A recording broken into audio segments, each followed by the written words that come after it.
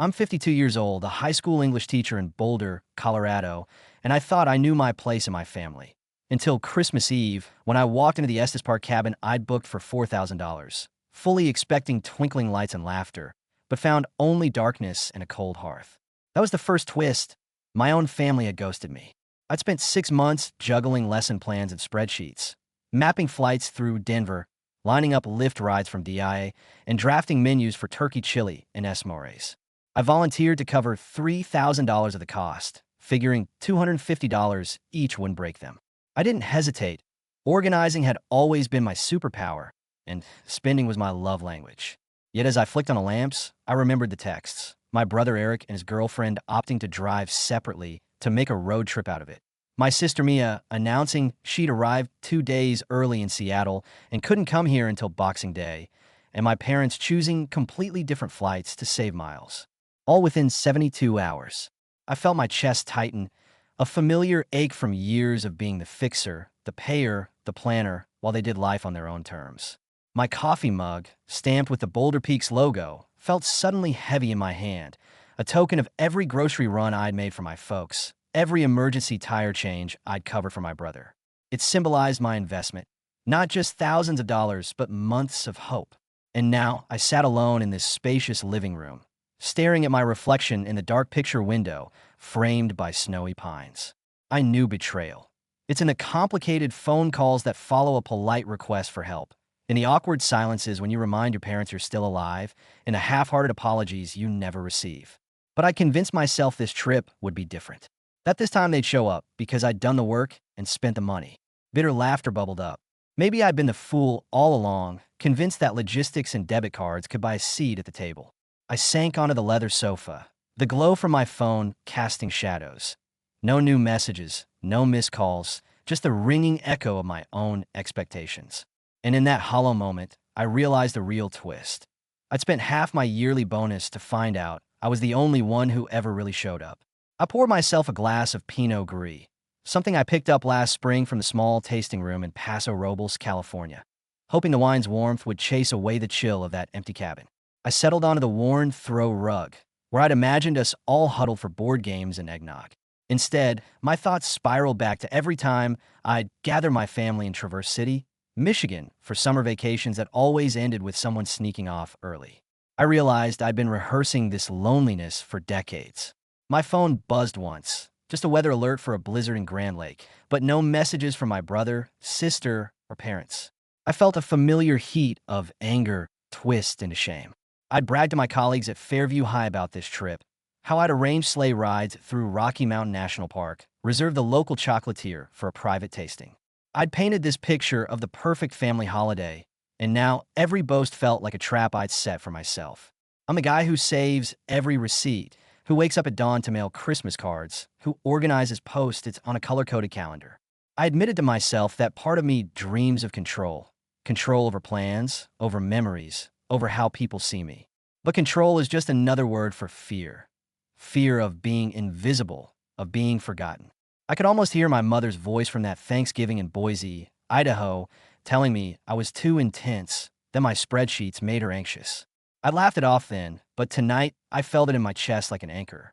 As the flames flickered, I glanced at the stack of magazines I'd bought. Outside, sunset, Martha Stewart living, and wondered if I was chasing an image of family that never existed. My own reflection wavered in the window, a man clinging to tradition even as it slipped through his fingers. And in that moment, I knew the real work wasn't booking flights or splitting bills. It was learning to let go. I hadn't expected solace, but I thought the silence might at least be honest. Instead, I felt the old sting of abandonment, like when my dad abruptly left our house in Springfield, Illinois, without so much as a forwarding address. The cabin's antler chandelier swayed above me, as though mocking my loneliness. Another symbol, like the snow globe from Vail that I'd unpacked with care, only to find a little skier inside cracked. It seemed fitting, a fractured memory of better times. I rifled through my packing cubes and pulled out my leather journal, its cover stamped with Boulder, High 1994, and tried to write something that felt real. But the words came out flat. I jotted down bullet points. Brother, MIA. Sister, ghosted. Parents, off sailing their own seas. Even that list felt like an indictment. I pressed the pen to the paper and realized I'd been keeping score for so long I'd lost sight of what I was even playing for.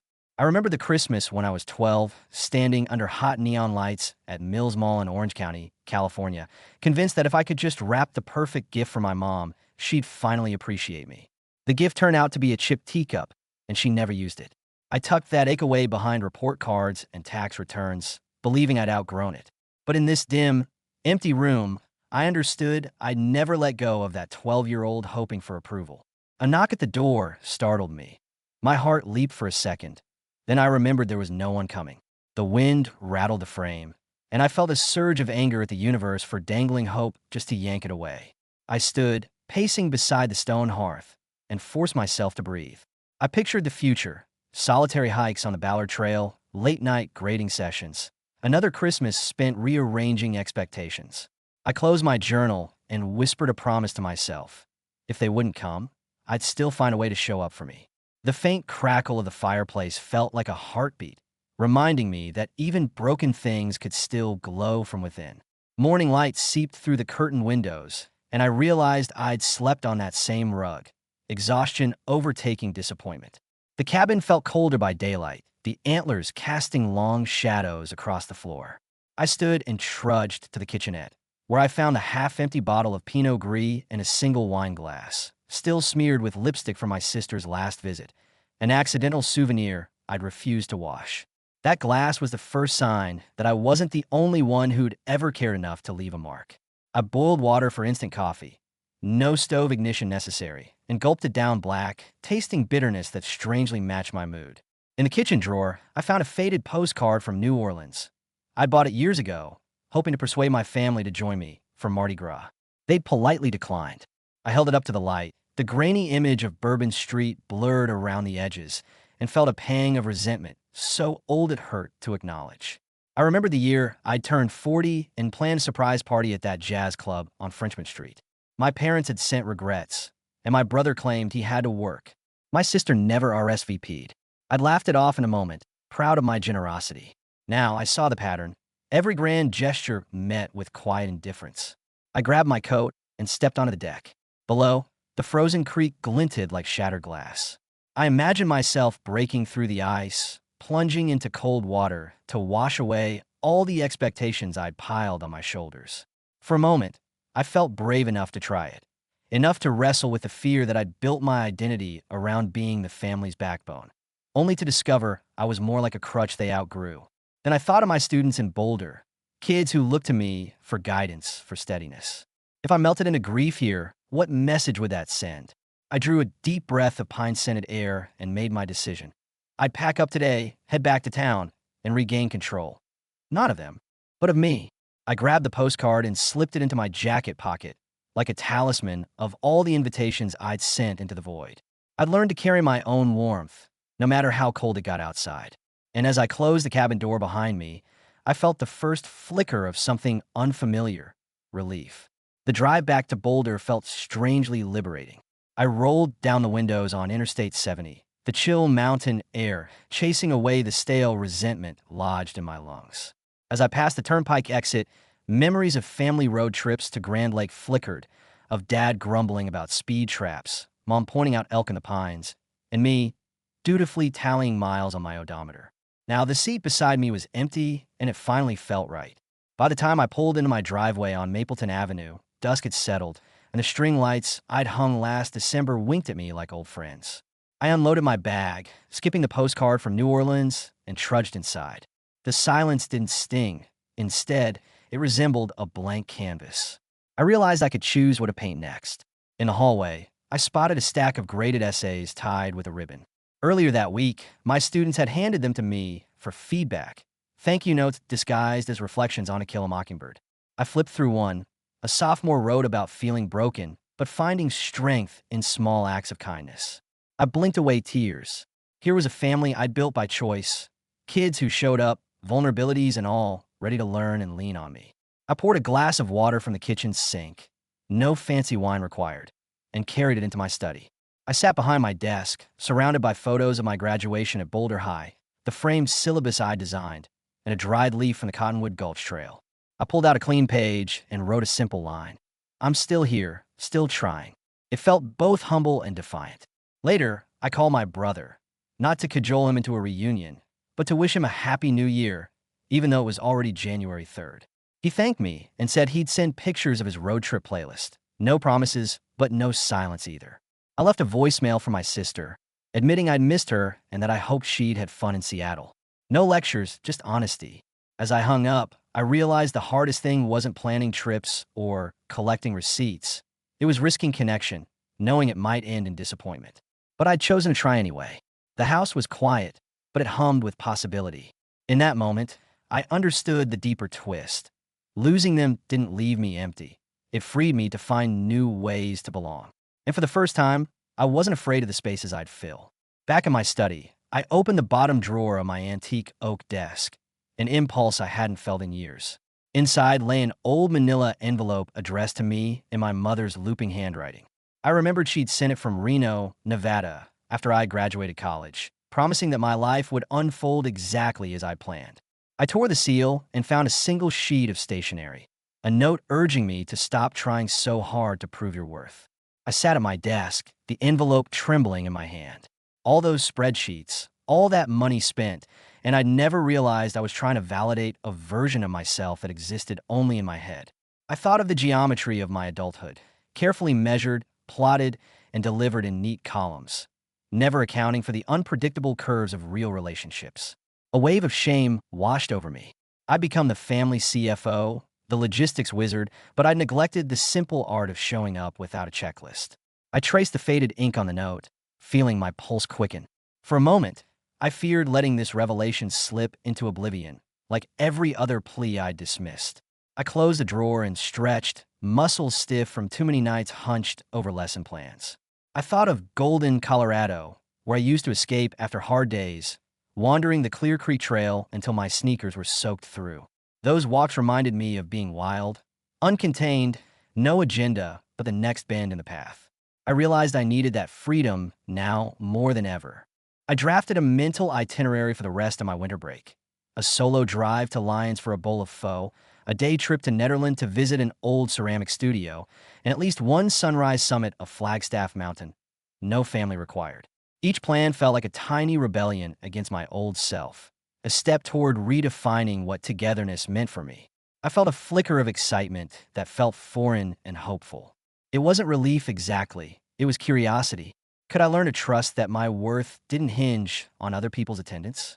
Could I build memories that belonged solely to me, no approvals needed? I placed my mother's note on top of my gradebook and closed my laptop. Outside, the streetlights on Mapleton Avenue blinked on, one by one, guiding me toward a new kind of holiday, one where I didn't have to beg for a seat at the table because I'd already claimed it. And in that quiet, personal victory, I sensed the story was just beginning. The next morning, sunlight spilled through the kitchen window as I brewed coffee, real French press this time, and I felt a clarity I hadn't in years. On my counter sat a half-used box of holiday cards I'd begun addressing back in November, all left unsent. I grabbed one addressed to my aunt in Durango, Colorado, and scribbled a note of genuine gratitude for her kindness after my car broke down in Silverton last summer. No grand promises, just sincere thanks. Sealing the envelope felt more meaningful than any itinerary I drafted. I slipped on my hiking boots and, without a second thought, headed out to Chautauqua Park. The Flatirons rose in their silent majesty as I started the hike, heart light. Along the way, I paused at a cairn where strangers had left stones, a silent community gesture. I placed one of my own there, a small river rock I'd pocketed in Estes Park, as a promise to honor myself first. At the summit of Royal Arch, I paused to look out over Boulder. The city shimmered below, the life I'd chosen, the people who showed up. I felt my breath catch when I realized that every step I'd taken to organize my family had been a practice run for organizing myself. The wind tugged at my jacket, reminding me that control was an illusion, and that was okay. I pulled out my phone and dialed my mother. I didn't expect a deep conversation, just her voice. She answered surprised but warm. I didn't mention the cabin or the money or the hurt. I simply told her I missed her and wanted to hear about her garden in Reno. The line crackled gently, and for the first time in months, I didn't worry about what she thought of my spreadsheets. I hiked down slowly, each step a conscious choice to embrace uncertainty. When I reached the trailhead, I felt a gentle pride. I hadn't engineered this morning. It had unfolded on its own. And in the simple ritual of putting one foot in front of the other, I discovered a new way to belong. By trusting the path, not drafting it. That afternoon, I found my brother's playlist in my inbox. 42 tracks spanning classic rock, bluegrass, and a late edition of Miranda Lambert. He'd scribbled a note about chasing sunsets and good company. It wasn't much, but it was something. I sat at my kitchen table, the Rockies framed by the window beyond my laptop, and felt the familiar tug of old instincts to immediately plan a trip around his playlist, to perfect a weekend he'd never asked for. Instead, I let the screen sit open and close my eyes, listening to the music without plotting the logistics. Later, I walked downtown on Pearl Street, past street performers tuning guitars and the scent of freshly baked sourdough from the Boulder oven. I thought of my sister in Seattle, how she once sent me a photo of Pike Place Market drenched in rain, promising we'd go together someday. I realized I'd spent years guilt-tripping myself for their absence, when I could have reached out long before. So I ducked into a stationery shop, picked a card printed with red tulips, and wrote, "No grand plans, just wanted you to know I'm thinking of you." I passed it to the clerk, who promised to mail it that afternoon. A small gamble, but one I actually made. That evening, when I logged on to Great Essays, I noticed a new assignment. Write about a moment you felt truly seen. My heart stuttered. I stared at the prompt, remembered the solitude of the cabin's living room, and suddenly understood what I needed to teach: vulnerability. I opened a fresh document and began. I felt truly seen when I stopped trying to choreograph other people's lives and let them choreograph theirs, even if it meant dancing alone. My fingers hovered, then typed the rest, unafraid of messy margins or incomplete dances. As midnight approached, I stood on my balcony with a cup of chamomile tea, the city lights shimmering like distant stars. I thought of that cracked snow globe from Vail, the one I displayed on my bookshelf, perfectly imperfect. I realized we're all a little shattered, but that doesn't stop us from sparkling. And in that quiet moment, the last twist revealed itself. Belonging isn't about who shows up on cue. It's about who you become when the spotlight fades. The morning after felt less like a sequel and more like reclaiming a life I'd let drift away. I brewed coffee, listening to the hiss of the espresso machine, its familiar rhythm grounding me. On my desk lay the postcard from New Orleans, the holiday card from my aunt, and the note from my mother. I arranged them side by side, a small altar to the messy web of past hopes and fresh starts. As I reviewed my syllabus for the spring semester, I paused at the lesson on memoir writing. Normally, I'd stock it with examples from Steinbeck or Didion, but today I decided to invite my students to tell their own stories, untidy, incomplete, and all theirs. It felt fitting that I'd finally embrace vulnerability in my classroom the same way I'd begun to teach it to myself. I slipped on my jacket and walked to school through the crisp Boulder morning. The slim silhouette of the Flatirons was etched in pink dawn light. I remembered zoning out during parent-teacher conferences, apologizing for tardiness while clutching calendars and schedules. This year, I'd show up without binders, just my experience and an open heart. At Fairview High, I found my classroom already humming with energy. Backpacks tossed on desks, a half-finished chalk sketch of the Great Plains on the board, and sticky notes fluttering on the windowsill. I greeted them with a simple, "Good morning," and waited. No lesson plan salvo, just a moment of silence in which I offered them my full attention. I handed out blank sheets and asked, "What's a moment you once tried to control, but learned to let go?" Pens moved hesitantly at first, then with growing confidence. I watched their faces, glowing with the relief of unburdened expression. In that moment, I realized that my real gift wasn't in perfect itineraries or well-timed surprises. It was in holding space for imperfection. After class, a sophomore named Jenna lingered. She told me she'd written about her parents' divorce and how she'd rehearsed every apology she'd ever made, until she finally stopped. She thanked me for listening. I felt a warmth bloom in my chest, the kind that no cabin fire could match. Walking home that afternoon, I stopped by a thrift store on Broadway where I found a battered snow globe of Vail, the same one I'd broken years ago, now half-priced. I held it gently, thinking of how even cracked things could bring wonder. I placed it in my bag, a reminder that belonging, like the globe, wasn't about being flawless, but about embracing the fractures. That night, I arranged my souvenirs on a windowsill. The cracked globe, my mother's note, the postcards and cards, and the stones from Estes Park in Chautauqua. Under the glow of my desk lamp, they looked less like a collection of disappointments and more like milestones on a path I'd chosen to walk alone, yet no longer lonely. I sat back and whispered into the quiet. I'm here, and this is just the beginning. A week later, I stood at the entrance of the Dairy Arts Center on 13th Street, clutching my mother's note and a fresh stack of blank postcards. I'd signed up to volunteer at their holiday arts workshop, something impulsive, unplanned, and utterly unscripted.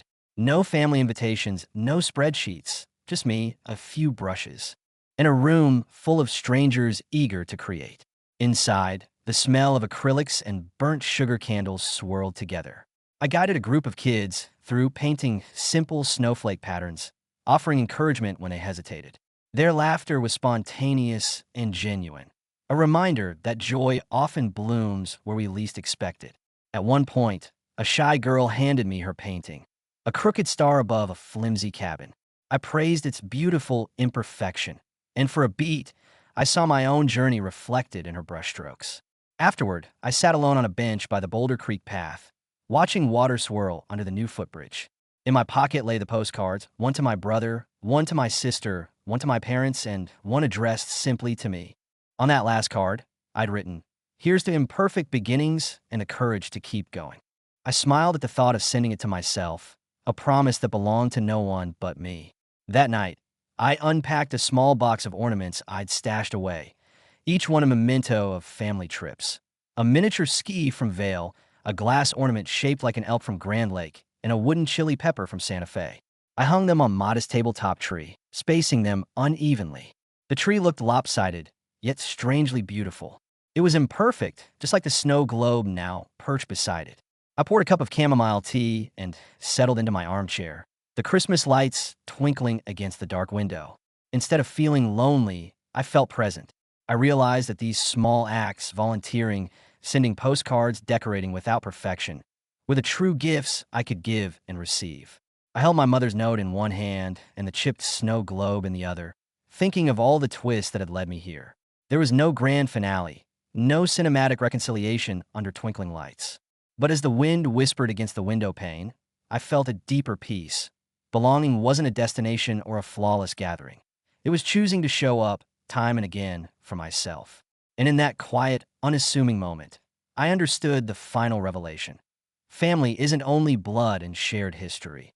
It's every open door, every imperfect ornament, and every whispered promise we keep to our own hearts. Dawn broke over the front range with a blush of raspberry light, and I found myself standing at the window, mug in hand, watching a solitary hawk circle above the campus of the University of Colorado. The air felt sharp and new, as if yesterday's mistakes had been swept away by overnight snow. In that hush, I acknowledged a truth I'd skirted for too long. Life didn't unfold on my spreadsheets or in perfectly timed reunions. It happened in the quiet gaps between Plan A and Plan B, in the breaths I took when nothing was scheduled. I slid into my car and drove east on Baseline Road, headed for Denver. I had no meeting to keep, no itinerary to follow, just a yearning to see the city in its Monday morning pulse. I parked near Union Station and wandered along the 16th Street Mall, where commuters jostled for coffee and taxis. I felt oddly at home among strangers, each absorbed in their own journeys. I realized I'd spent decades framing my worth by who turned up at Christmas, when the measure I truly needed was who showed up when it wasn't convenient. By lunch, I found myself at an outdoor patio in Lodo, sipping green chili stew and watching snowflakes drift sideways. A street artist sketched passersby on napkins, his hands unfazed by cold. I ordered one, my portrait rendered in charcoal, complete with a crooked smile and tired eyes. When he slid it across the table, I studied that half-finished man and felt a surge of compassion. He was me, stripped of roles and expectations, vulnerable and unfinished. Later, I boarded the light rail back to Boulder, notebook resting on my knee. I penned a final note. I am worthy of my own presence. It wasn't a plan for a trip or a bill to split. It was a promise I'd repeat every morning for as long as it took to mean it. I stepped off at University Hill, the familiar scent of evergreen and caffeine greeting me. My phone buzzed. A text from my sister. Loved your card. Missing you. My heart stuttered. Not from relief, but recognition. Belonging isn't a destination. It's the willingness to return again and again to the most important person in your life, you. And as I walked up the hill, snow crunching underfoot, I whispered to the rising sun. I'm here, finally, for myself.